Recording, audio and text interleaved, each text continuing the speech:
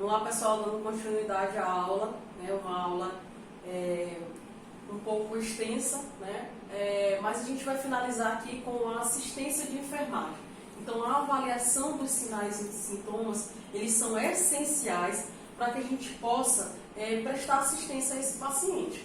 Então, a identificação dos problemas de enfermagem e o julgamento clínico para a elaboração do diagnóstico de enfermagem são essenciais para que eu possa saber que tipo de conduta eu vou tomar com aquele paciente.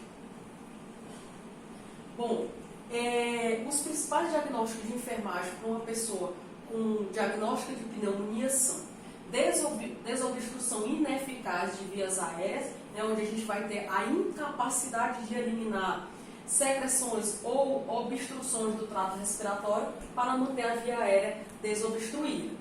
2. Dor aguda, né? Então, a experiência sensorial, né, e emocional desagradável que surge de lesão tissular potencial ou real, né, descrita em termos de tal lesão e com duração de menos de 6 meses. Por que menos de 6 meses? Porque a partir do momento que essa dor ela passa de 6 meses, ela deixa de ser uma dor aguda e torna-se uma dor crônica. Então, por isso, a gente frisando aqui que é menos de 6 meses. Hipertermia, né? A temperatura corporal elevada acima dos parâmetros normais, famosa febre. Bom, a partir dos diagnósticos de enfermagem, a gente consegue ver as características definidoras e os fatores relacionados. Por exemplo, desobstrução ineficaz de vias aéreas. A gente vai ter quais são as características: agitação, dispneia, expectoração, mudanças no ritmo e frequência da respiração, os ruídos adventícios, sons respiratórios diminuídos e tosse ineficaz. Fatores relacionados: infecção, secreção repetida, exudato com os alvéolos. Hipertermia, aumento da temperatura corporal, calor ao toque e taquipneia, que são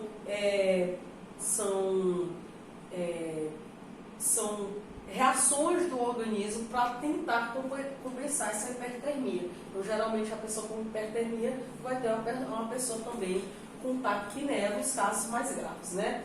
E decorrer de fatores relacionados à infecção.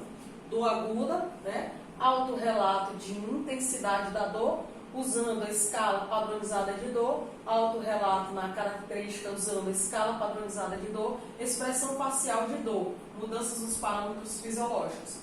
A gente tem na literatura várias escalas para que a gente possa mensurar a dor. Por quê? Não temos como definir a dor de cada pessoa, até porque é uma experiência sensorial individual. A minha dor de cabeça pode ser que não seja a mesma dor de cabeça que você esteja sentindo, embora nós estejamos com dor de cabeça com o mesmo diagnóstico.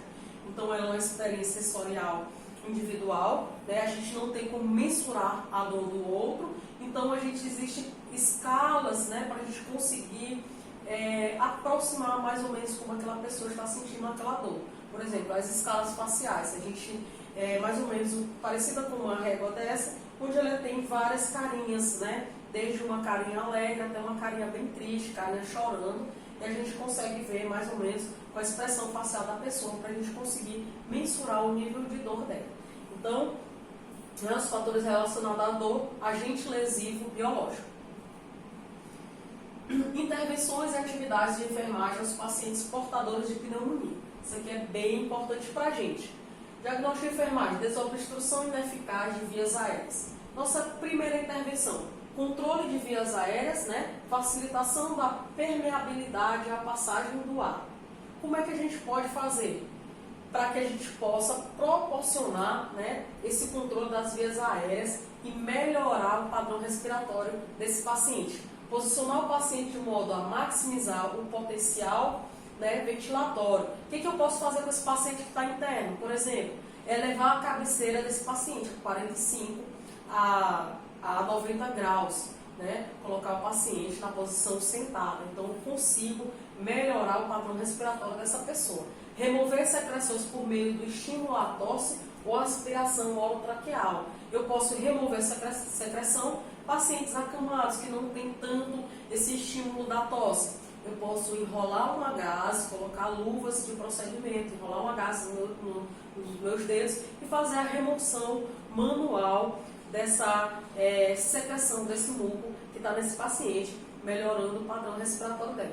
Quando eu não consigo fazer isso, né, quando eu preciso fazer de fato uma remoção mais profunda, eu vou utilizar o que? A aspiração. Vou utilizar uma sonda, né, curta ou longa, para que eu possa fazer essa aspiração das vias aéreas superior. Eu começo pelo nariz, né, que é uma área menos contaminada, e depois eu passo para a boca, que é uma área mais contaminada. Então eu faço a aspiração, eu faço a remoção desse muco, melhorando o padrão respiratório do paciente. Estimulação da respiração lenta e profunda, né, eu consigo melhorar. Mudança de posição e de tosse. A posição, eu coloco o paciente na posição de 45 graus ou de 90 graus, dependendo do conforto do paciente, da melhora do padrão respiratório dele. A tosse também, eu fazendo estímulo de tosse, o pessoal da fisioterapia utiliza muito, né, tapotagem, né, fazer aqueles movimentos no tórax para que eu possa estimular a tosse e eliminar essa secreção. Regular a ingestão de líquidos para manter o equilíbrio hídrico, né? Então a gente faz a ingestão, melhor ingestão de líquido, pacientes que estão muito secretivos, eu consigo fluidificar melhor esse muco para que ele possa sair de uma melhor forma. Outra coisa também são as nebulizações. A nebulização nada mais é para que eu possa fluidificar, né? O peroteco, a atrovente, ele vai fazer com que estimule a dilatação dos brônquios e eu consiga eliminar, né, expectorar aquele muco e abrir mais os alvéolos, aqueles corpos cavernosos que eu falei, para que possa aumentar a área de contato, para que haja a melhor forma as trocas gasosas, melhorando o padrão respiratório do paciente. Monitorização respiratória, coleta e análise de dados do paciente para assegurar a perviedade das vias aéreas e trocas gasosas adequadas. Como é que eu vou fazer isso? Monitorar a frequência, o ritmo, profundidade, o esforço das respirações, né? Eu vou conseguir classificar se esse paciente está eupneico, dispneico, taquipneico, né? Ou se ele está bradipneico. Então são padrões que eu preciso monitorar. Observar o movimento torácico, notando a simetria. Esse paciente que no momento da inspiração e expiração, ele está simétrico, está assimétrico. Então eu consigo, né, eu tenho que observar esses parâmetros no meu paciente. Utilização de musculatura acessória. Então quando um paciente ele tem um quadro de pneumonia, ele já chega com a dispneia, por exemplo, leve, e ele passa a fazer o uso da musculatura acessória, né, a gente consegue ver nitidamente a elevação aqui da base pulmonar de forma mais intensa, ele está fazendo uso da musculatura acessória, ou seja, o padrão respiratório dele está ineficaz. Então esse paciente ele precisa imediatamente de intervenções, porque ele está usando a musculatura acessória para tentar compensar o que o organismo não está conseguindo fazer de forma fisiológica, certo? Monitorar a saturação de oxigênio em pacientes de alto risco. Como é que eu vou monitorar essa saturação? Através do oxímetro, né, o oxímetro de pulso, a gente consegue colocar lá no paciente e a gente consegue mensurar a saturação. A gente sabe que a saturação, que é a SpO2, ela tem que ser igual ou maior a 95. Quando esse padrão começa a cair, a gente consegue, a gente tem que ficar mais alerta com aquele paciente. Por quê? A saturação nada mais é do que o tanto que o nosso organismo está conseguindo absorver oxigênio e o sangue está levando aquele oxigênio para nutrir o organismo. Se eu tenho uma saturação reduzida, é porque lá no meu pulmão, né, que no caso a gente está falando aqui de pneumonia, lá no pulmão eu não está conseguindo fazer essas trocas gasosas, não está conseguindo absorver esse oxigênio de forma eficaz. Então, se o corpo não tem oxigênio, eu vou degradar esse organismo, né? Então, o que eu não quero é fazer isso, proporcionar para que esse organismo se degrade. Se eu tenho meios para que eu possa impedir isso, eu vou fazer, né? Então, monitorar a saturação desse paciente. Se eu estou com um paciente monitorando ele e eu vejo a queda da saturação desse paciente, por exemplo, esse paciente está dispneia, quando a dispneia é leve. No entanto, esse paciente está saturando 96%, 97%, está com a saturação ótima, né? Mas eu vejo que aquele paciente começa a cair, a saturação dele vai para 90%, 89%. O que é que eu vou fazer? Dar um suporte de O2 para esse paciente. Vou colocar o paciente num catéter nasal. Então, eu vou estar proporcionando, né, através da monitorização, melhorar o padrão respiratório desse paciente e diminuir os efeitos que a pneumonia está provocando nele, né? Monitorar quanto à fadiga muscular e diafragmática, auscultar sons respiratórios, determinar a necessidade de aspiração após a ausculta, porque através da minha ausculta eu vou ver se esse paciente ele tem ou não necessidade para que eu faça a aspiração das vias respiratórias, né? Monitorar quanto à agitação e inquietação, monitorar secreções respiratórias e monitorar quanto à dispneia, para que eu possa entrar com as minhas intervenções, certo? Controlar a dor, alívio da dor ou redução da dor até um nível de conforto que seja aceitável para o paciente. Então, eu vou avaliar a dor quanto à sua localização, características, início e duração, frequência, qualidade e intensidade. A gente vai, quando o paciente ele tem um diagnóstico, né, de dor aguda, eu tenho que notificar, eu tenho que colocar no prontuário desse paciente. Eu vou avaliar e escrever na minha evolução de enfermagem, eu vou escrever, né, quanto à sua duração, sua localização, características, né, qualidade e intensidade da dor. Observar a presença de expressões não verbais de dor. A gente, às vezes, tem um paciente que ele está rebaixado e ele não consegue expressar o nível de dor, não consegue falar. Então, a gente consegue mensurar essa dor através de expressões não verbais, facial daquele paciente, às vezes o local onde ele coloca a mão, que a gente consegue verificar onde esse paciente está sentindo a dor. Verificar fatores que melhoram ou pioram a dor, às vezes a posição no leito, eu consigo melhorar, né, eu faço essa intervenção e eu consigo melhorar o nível de dor do paciente. Determinar uma frequência de avaliação da dor, reduzir ou eliminar fatores que propiciem o aumento da dor. Hipertermia, tratamento da febre, controle dos sintomas e estados relacionados associados ao aumento da temperatura corporal, mediados por pirógenos endógenos, certo? Monitorar a temperatura e os outros sinais vitais, né? Porque a gente precisa ver a frequência cardíaca, a pressão desse paciente, além de monitorar a temperatura. O quadro de febre, né, é um importante indicador do processo infeccioso. Monitorar a coloração da pele, que a gente já falou lá da cianose, estimular a ingestão hídrica e estimular o descanso, né? Aumentar a circulação do ar, monitorar complicações relativas à febre, umedecer lábios ressecados e mucosa nasal, né? Complicações relativas à febre, a gente já citou aqui, por exemplo, as convulsões, né? Crises convulsivas são decorrentes de hipertermia, principalmente quando ele chega aos níveis de 40 graus Celsius.